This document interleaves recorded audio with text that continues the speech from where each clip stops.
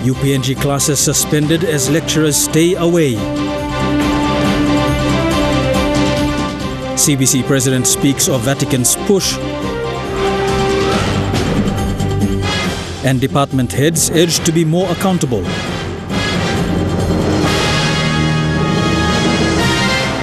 This is the National EMTV News with Mary Bartulo. A very good evening. Thank you for joining us. This is Monday's news. Pope Francis has closed a 4-day summit on clerical sexual abuse, declaring an all-out war against abusers within the Church. Sharing his experience yesterday, the president of PNG SI Catholic Bishops' Conference, who attended the summit, said that it is the Pope's focus. Bishop Rokus Tatamai also said this is the dark side of the Church and it needs to be dealt with honestly and transparently to regain back the Church's credibility. Bishop Rokus Tatamai returned from Rome last week, where he attended a 4-day summit that focused on abuse. The summit was held in response to growing concerns over various forms of abuse, including child sex abuses within the Catholic Church. We come to the point that let us accept this.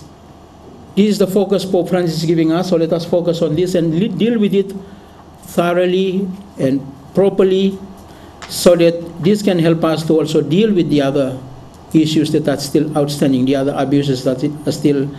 In Rome, Pope Francis closed the 4-day summit, declaring an all-out war against abusers within the Church. The summit was attended by 190 bishops from all over the world. Survivors of abuse also shared their accounts. Testimonies are quite painful. They are very challenging to come to terms with those facts.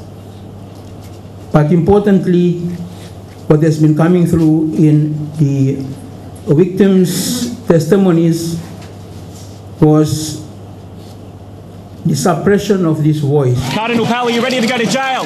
The world is now watching the Catholic Church with scrutiny. This month, the Church has been rocked by the guilty verdict handed down against Australian Cardinal George Pell, the Vatican's treasurer.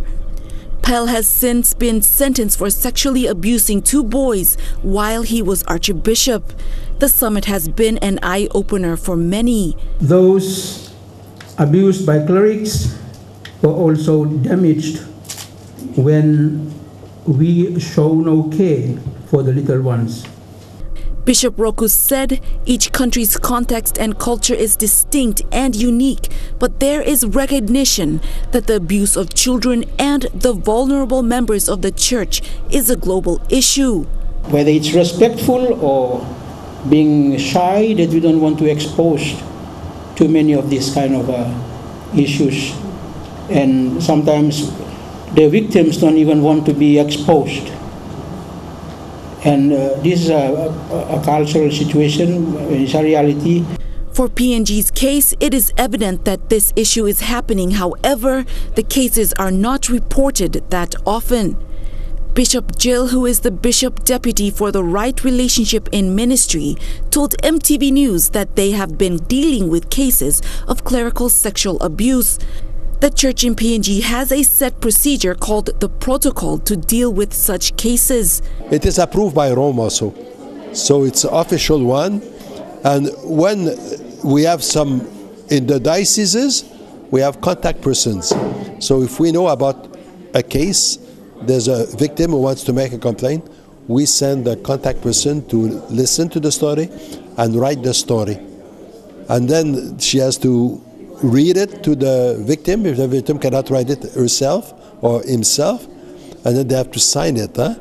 And if it's a very young one, we need a guardian with the person, either a parent. Bishop Rokus emphasized the need for collaborative efforts through awareness, so those who are affected within the Church are more at ease to speak out. Bishop Jill also made mention that 95% of the time when a minor makes a complaint, they are right. Lilian Sopera-Kenea, National EMTV News. There has been an increase in domestic violence and assault cases reported to Mount Hagen Police in January and February this year.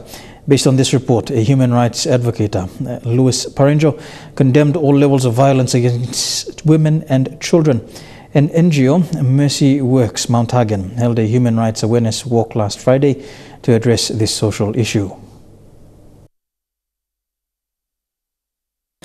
Domestic violence rate has increased from 40 reported cases in January 2019 to 154 reported cases in February. Mount Hagen Community Policing Office confirmed that only 4 people were arrested in January and 8 arrested last month. A lot of domestic violence and sexual abuse cases are still pending for perpetrators to be arrested and for victims to be referred to partners for counseling and other services. Many women have dismissed their cases due to the father being the breadwinner, which prompts women to submit. Everybody very nearly on the street, the public. You say all that areas and you want the coward. You know how the striking problem little house. Human rights abuses come in different forms and affect each individual differently. The Human Rights Awareness on Friday has seen teachers educating parents not to abuse their children's rights and give them the love and care they needed to grow physically and mentally. A senior guidance teacher, Joanne Pekiwap, said statistics of children sleeping, daydreaming and go hungry in class is alarming and parents need to be warned about it. Time beginning come to school, and we got the big worry straight. Now school belong em come up rubbish through because you bring up him right belong em. Western Highlands Province is situated in the center of the 7 Highlands provinces, which makes it difficult for one party to address social problems in the city and in the rural villages.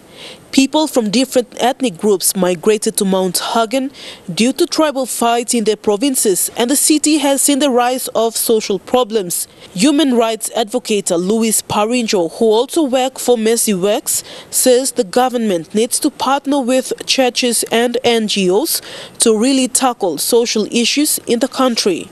Human rights is the way forward. It's the only way forward. Government, you want to play on nothing. You need to really come down and partner with the NGOs, the civil societies, the church groups. That is the only way that people will come down and listen. Vasinata Yama, National EMTV News, Mount Hagen. You're watching National EMTV News this Monday. We'll have more after these messages. Stay tuned.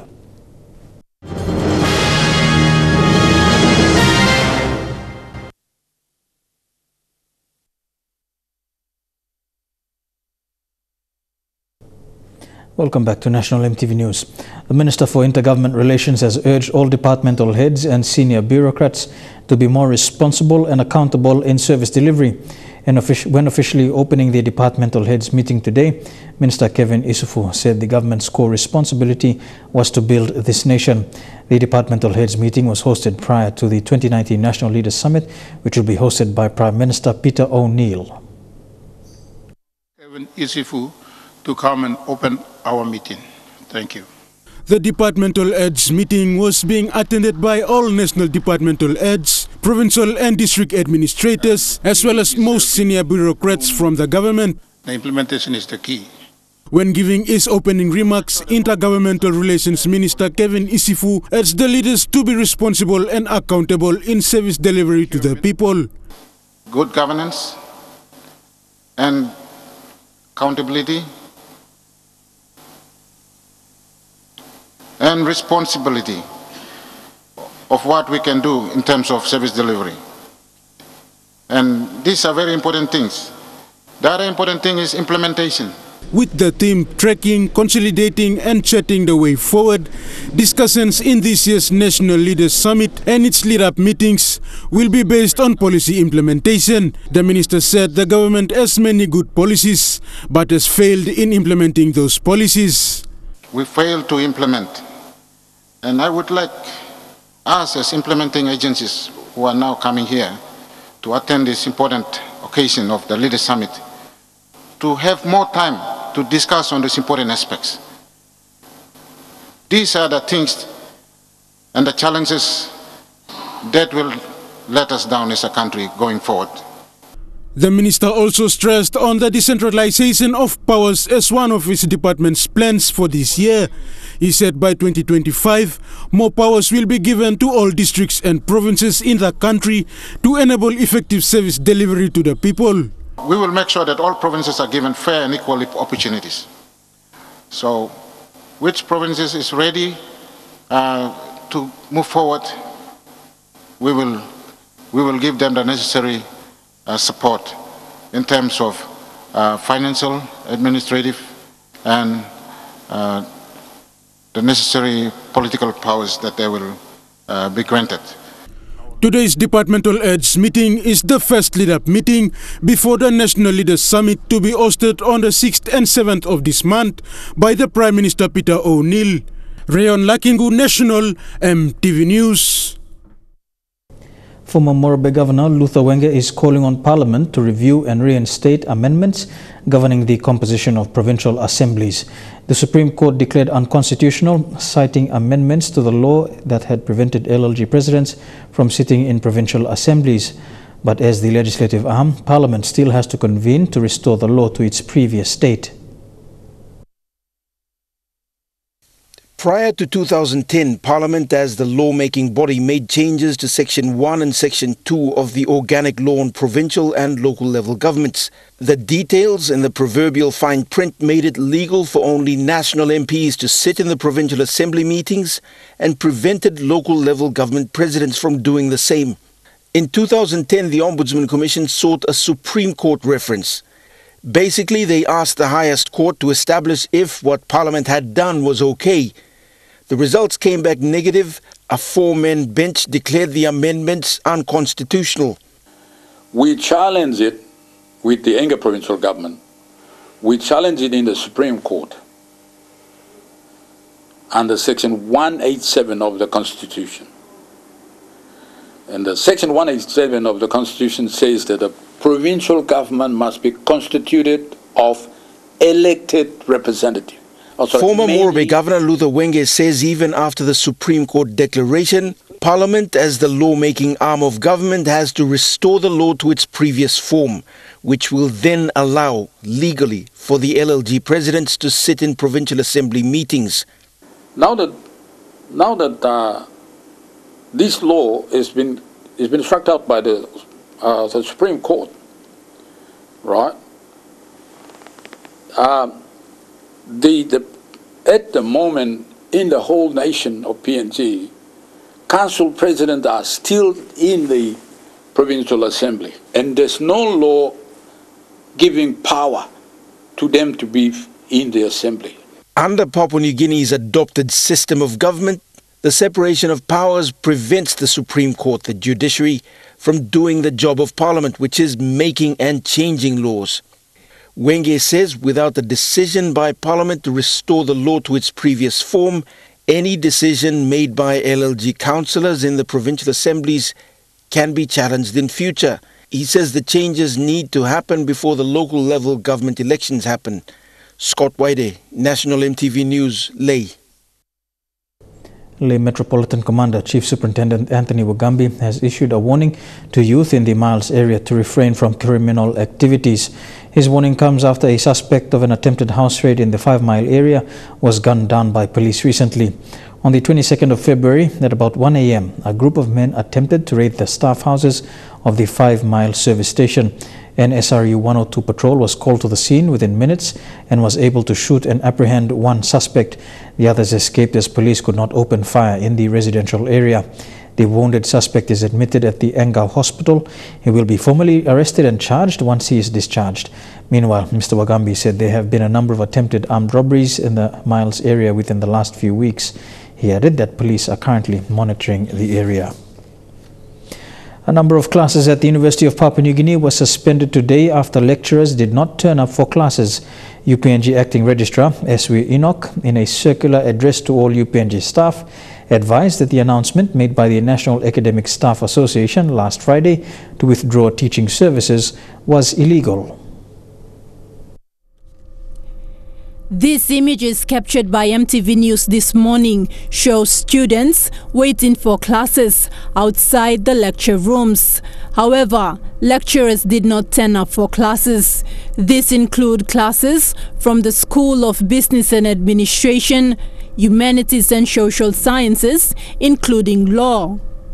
The no-show by lecturers comes after an announcement by NASA for all staff to withdraw teaching and research services as of today. The call to withdraw teaching services comes 3 days after the termination of UPNG's former registrar, Peter Petsul. Petsul was appointed in January and served only 1 month. Petsul was appointed at the time the UPNG management made the announcement to increase the UPNG tuition fee for the 2019 academic year by 30%. Days after the announcement, the newly appointed UPNG Chancellor, Jeffrey Kennedy, came out saying the university will not be charging the 30% increase. However, some parents had already paid the tuition fees, including the announced 30% increase. Petsul then came out on the media clarifying that the university will continue to charge the 30% increase until a formal arrangement is reached and in black and white. Former UPNG registrar Peter Petsul was served his termination letter by the Higher Education Minister's appointed committee last Wednesday. Before leaving the office, Petsul released a circular announcing his termination and urging all lecturers to continue to do what is right. Meanwhile, a notice from the acting registrar was pinned up at the entrance into the Waigani campus, informing students and staff that the plans to withdraw teaching services was illegal. Thekla Gunga, National EMTV News. The staff of Government House gathered today at the State House to dedicate the 2019 working year and 2 brand new cars for the late Lady Hannah Dadai and the Governor General respectively. The late Lady Hannah's car will be used by her children due to her untimely passing. Michelle Stephen with the details. I now declare that this vehicles be used. These are the 2 cars. The white 5-door Land Cruiser was meant to be given to the late Lady Hannah, and the maroon VX is for the Governor General to use. The Governor General of Papua New Guinea, Sebob Dadai, was also welcomed back to his office to resume his duties. The dedication service was led by Pastor Reverend Jack Moha from the Sioni Kami Memorial United Church. Pastor Moha says he believes dedicating this year to the Lord was the right thing to do. God will add his blessing. He will open doors which have been shut, and he's going to lead you to greater heights with your team. Acting Official Secretary Bill Toraso, on behalf of all the staff members, welcomed the Governor General back to office. Toraso says they are prepared to carry off from where they left last year. We will be working very hard as usual to discharge our constitutional obligations entrusted to us by the Constitution and the people of this country. Toraso urged his staff to always remind themselves that they are working for the people of Papua New Guinea. Governor General Sebob Dadai acknowledged Pastor Moa for leading the service with the Word of God. What a better way to start, to come and officially acknowledge that God is the head of the institution. Dadai added that further issues and agendas with regards to staff and office matters will be discussed next week Monday. Michelle Stephen, National EMTV News. To the UPNG now, and reports of a sex scandal between senior academics and students at the University of Papua New Guinea have reached the Office of Higher Education, Science, Research and Technology. This disturbing news was discovered after a group of female students spoke of the ordeal to the minister in person.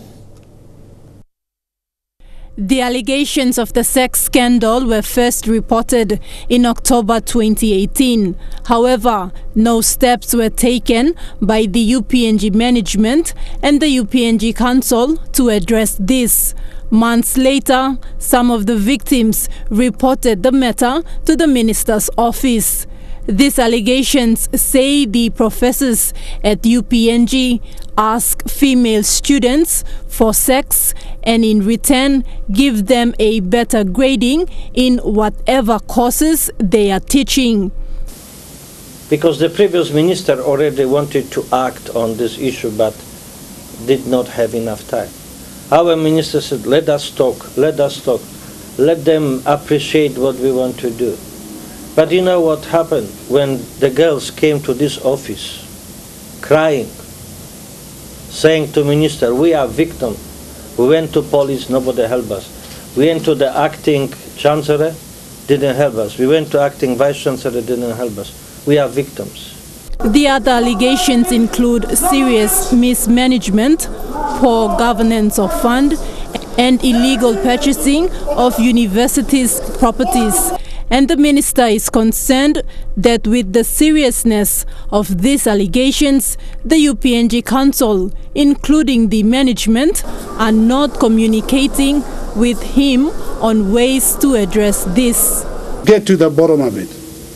And university will run as an institution once it was in our days.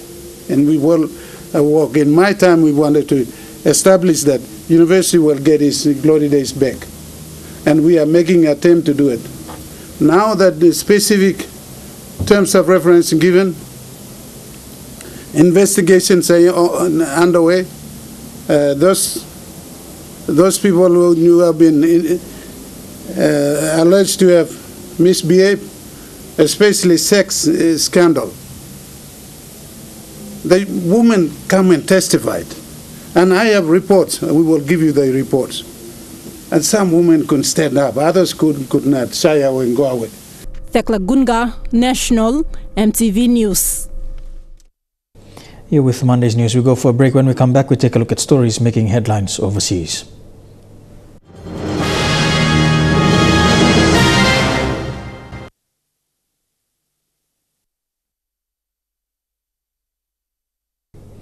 Welcome back to the news. Turning overseas now, homes are in ruins and lives are at risk as bushfires continue to rip through the Australian state of Victoria. Around 20 are burning across the region, and right now it's most dangerous in Dago, where residents have just been told it's too late to leave. It's fast and unforgiving. Obviously really dry down there. Once it gets into the top of those trees, they're just exploding. This family home consumed in just minutes. Lives changed forever. We've seen photos of what's left of our house and that's nothing. Flames leaping across thousands of hectares in Victoria, fanned by intense wind gusts. There are dozens of individual fires, some started by what's known as dry lightning, thunderstorms without rain. You can see flames hundreds of feet high across the whole ridge. They just whoosh up and the flames will just reach into the sky, and that's really scary. At least 9 buildings razed, a few residents putting up a fight. I went through Black Saturday, so not very confident. Others choosing to flee. Just get out of here. It becomes less about personal effects and more about preservation of myself and my family. It's a really hard decision to leave your home. Everything's going to burn. We don't know if we're burnt out. We don't know. We've got no idea. It's a battle that now has more than 2,000 firefighters on the front line, including crews from here in New South Wales, and they're all too aware of what they're facing. One crew capturing these eerie scenes after the main front had passed in Bunyip near Melbourne. It's a dangerous time, putting it bluntly, not just for communities but for firefighters, and we're very conscious of the safety of our firefighters, and we well and truly message in relation to that. Those exhausted firefighters now hoping a forecast cold blast offers relief. Husband of British ISIS bride Shamima Begum, who's been stripped of her UK citizenship, wants them both to settle in the Netherlands to be with a newborn son. The Dutch citizen married the then 15-year-old soon after she arrived in Syria in 2015. He's now being held in a Kurdish detention centre. New Zealander Mark Taylor escorted through a prison in northern Syria. The man from Hamilton who became a mouthpiece for ISIS, urging Kiwis and Australians to fight, surrendering as the caliphate crumbles. There was no food, there was no money, basic services were pretty much collapsed. I was in a pickle myself. He's known as the bumbling jihadi for accidentally giving away the location of Islamic State fighters on Twitter. To prove himself, he was told to make a video urging ISIS sympathisers to strike. Even that means you have to stab a few police officers. A former New Zealand soldier who burnt his Kiwi passport to join ISIS has been told the New Zealand government won't help him get new travel documents in Syria. He's well known for posting images of himself with weapons on social media, and he's given an interview from a Syrian jail. He's classified as a global terrorist by the United States and is nicknamed the bumbling jihadist. New Zealander Mark Taylor escorted through a prison in northern Syria.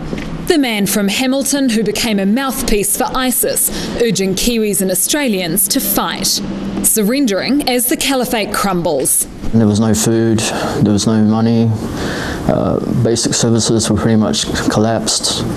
I was in a pickle myself. He's known as the bumbling jihadi for accidentally giving away the location of Islamic State fighters on Twitter.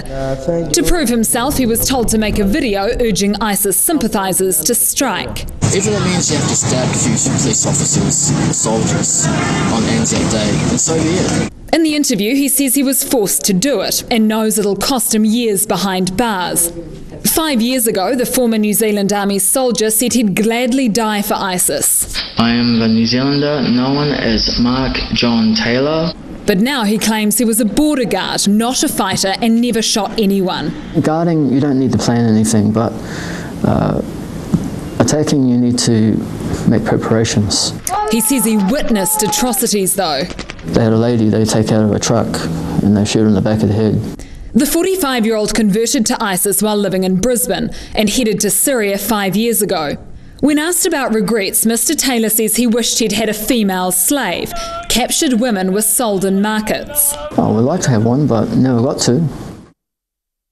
Yes, like to buy a slave, you're looking at minimum $4,000 American just to buy an older woman, at least past 50 years old.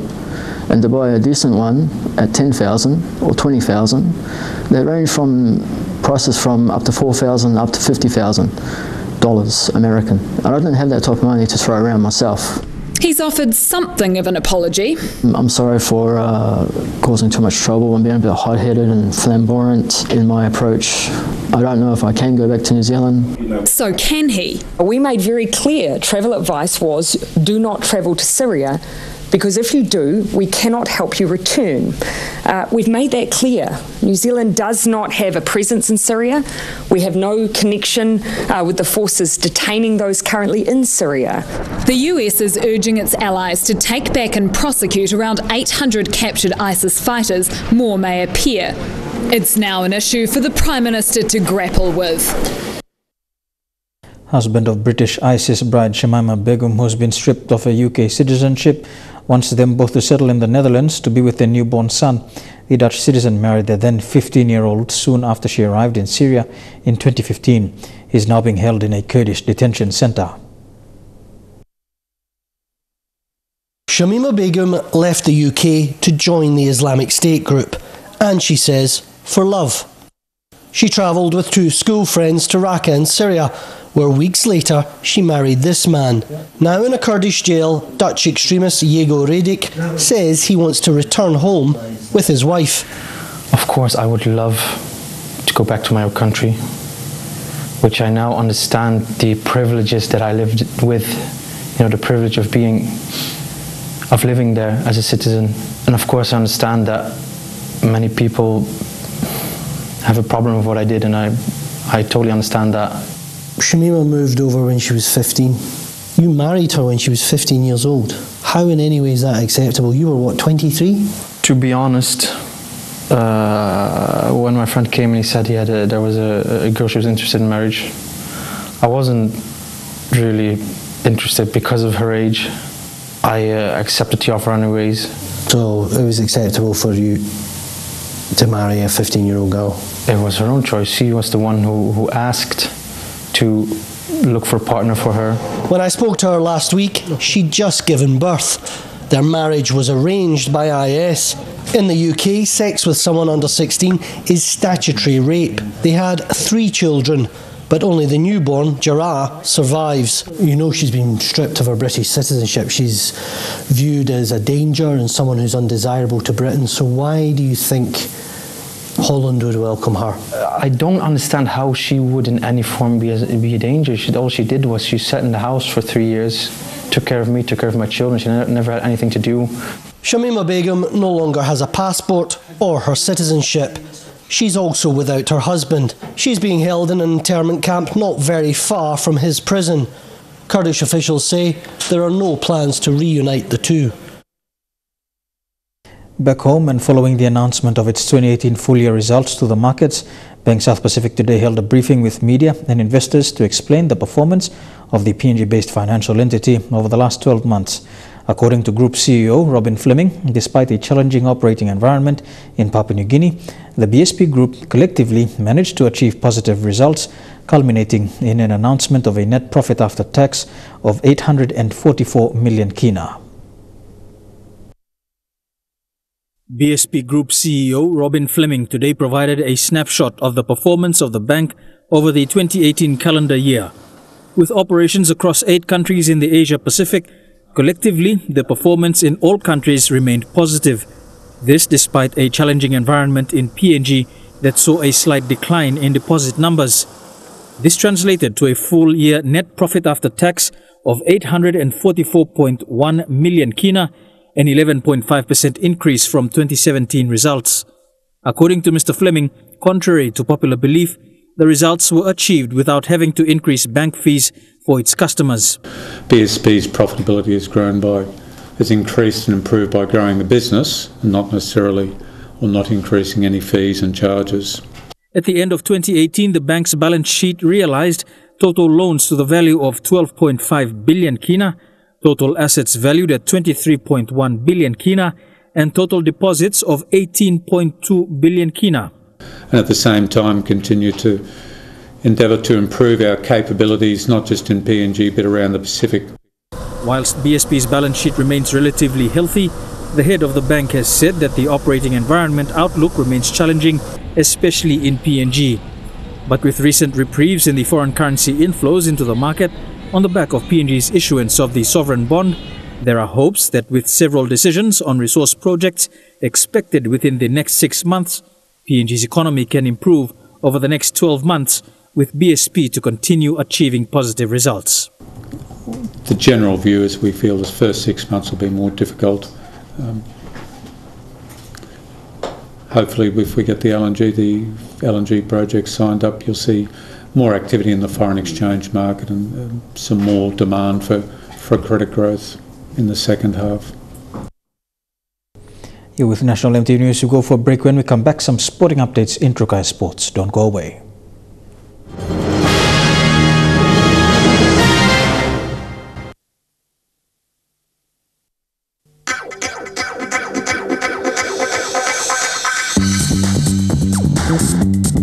Trukai Sports.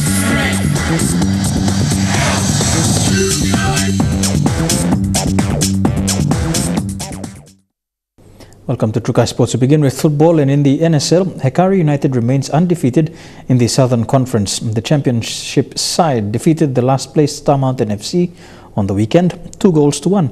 Fidele Sukana with the details.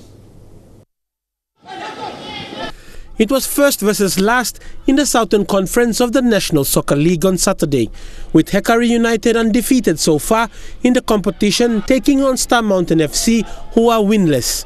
A lot of anticipation by the crowd for Hekari to pile on the points early, but the match was slow to shift into high gear. And a surprise when Hekari United's miscommunication in defense gifted Star Mountain with a goal. Striker Daniel Orim getting one past Hekari keeper Ismail Pole. The man from Western Province clearly over ecstatic about the goal.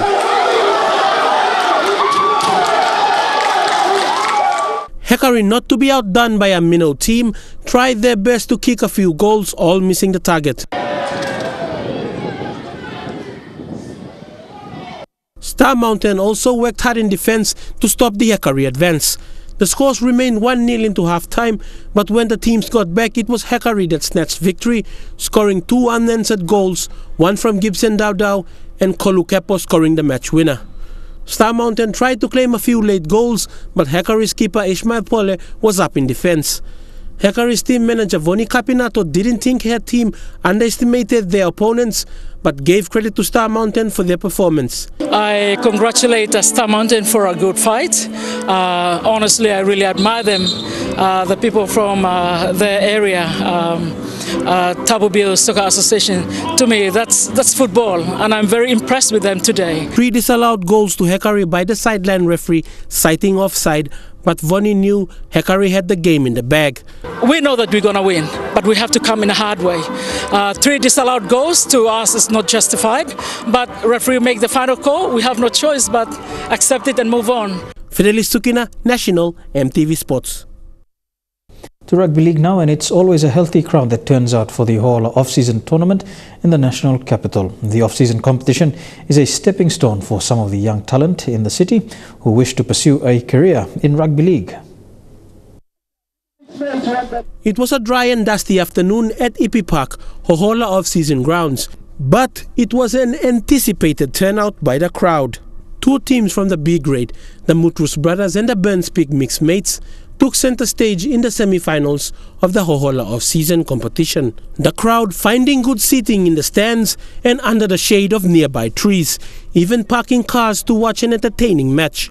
The B-grade competition is for those under the age of 20, and most of these players' taste of competitive rugby league is in such off-season competitions. This is their springboard into a career in rugby league. Falling on a hard surface is the least of their worries. It's the competitiveness these young men put into the competition that draws the crowds. The match was won by the Mutrus Brothers from Hohola 4, a try to prop Herman Peter, sealing the 4-0 victory.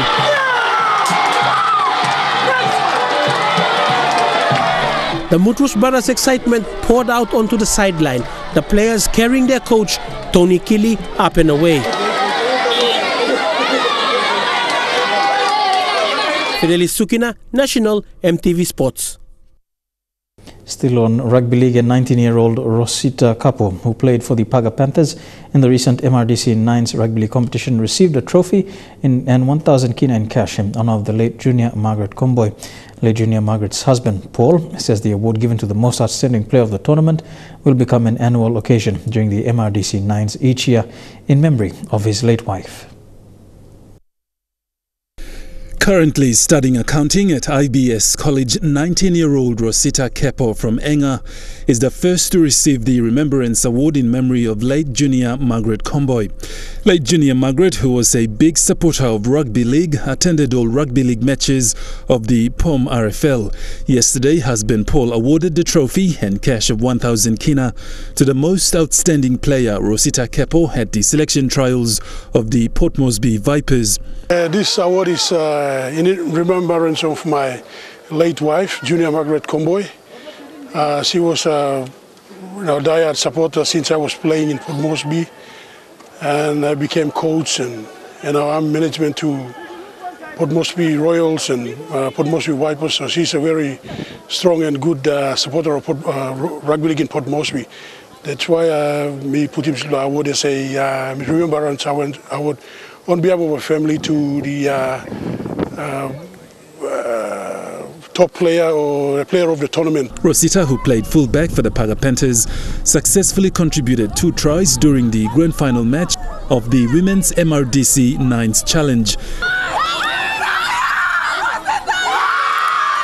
First of all, I'm to thank you, MRDC 9s, PRL, na Mr. Paul Combo, sponsor this award, lo makim late Mrs. Blam Margaret Combo.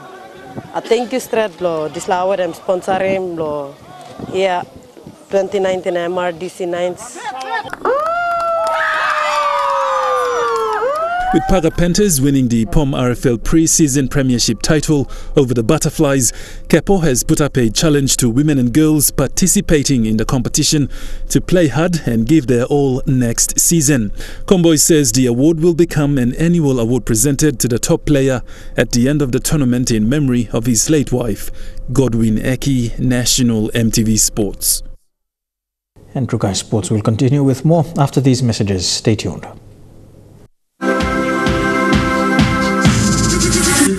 Trukai Sports. Welcome back to Trukai Sports. To some sport abroad now, and World Rugby is still very much in the firing line for its new World League proposal, with Adi Savea, the latest All Black, to speak out. Says he's already frustrated at current game time restrictions in Super Rugby, and a more intense international schedule would just make it worse. For a player with Samoan heritage, he also couldn't support a tournament without Pacifica representation. To be honest, not a fan.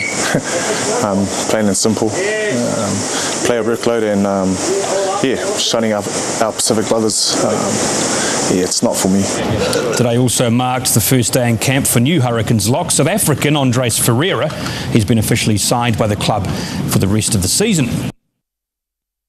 The football and the football Ferns have bounced back from their opening loss to Australia in the Cup of Nations tournament with a 2-0 win against Argentina. The win's impressive enough, however, it's one of the Ferns' goals which have captivated the footballing world. How's this for a shout from the stands? Shoot.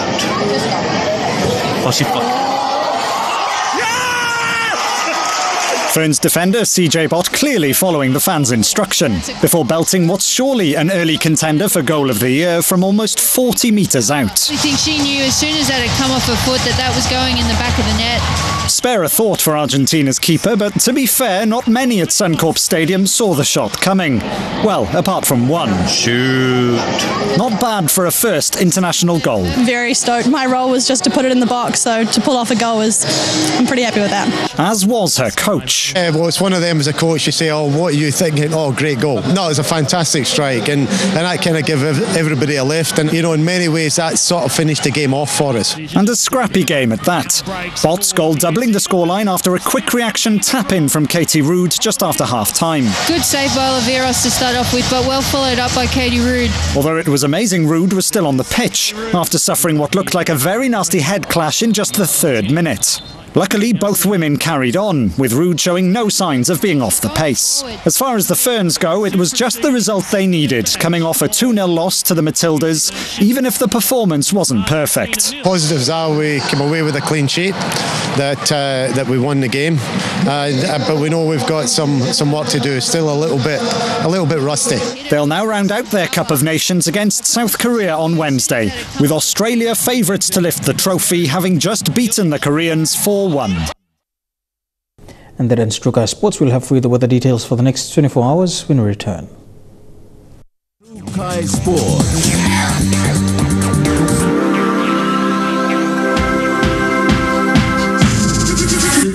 Trukai Sports.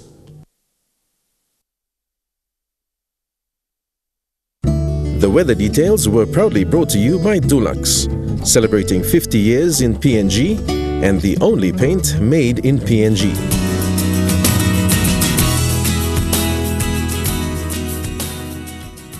A look at the weather forecast for the next 24 hours in the southern region. Port Moresby, Alota and Popondetta can expect fine weather. Some showers expected in Daru and Kerama. To the Momase region, some showers and rain expected in Lae and Wau, mostly fine for Medang, Wewak and Vanimo. To the New Guinea Islands region, a shower or two expected in Buka, mostly fine for Lorengau, Kavieng, Kokopo, Rabaul and Kimbe.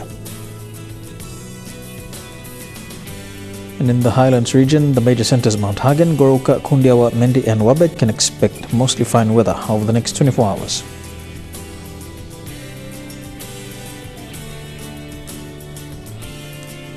To a look at the forecast for small ships for the next 24 hours in waters of southern PNG Indonesian border through Torres Strait and Daru to Kiwai Island, to Samarai Island, to Hood Point, to eastern and western Milne Bay Islands, and to Cape Vogel to Long Island, and the Waters of Manus and its western group of islands, and waters of New Britain to New Ireland and Bougainville, sea 0.5 to 1.3 meters.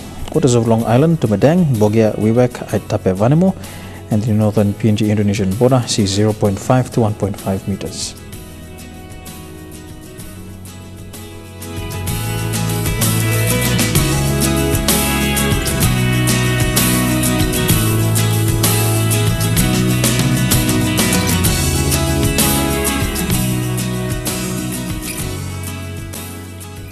And a look at the ocean forecast for PNG areas. Coral Sea, sea slight with southeasterly winds at 10 to 15 knots. Solomon Sea, sea slight with clockwise winds at 10 to 15 knots. Bismarck Sea, sea slight with northeast to northwesterly winds at 10 to 15 knots. And the Pacific Ocean, sea slight with southeast to northwesterly winds at 10 to 15 knots.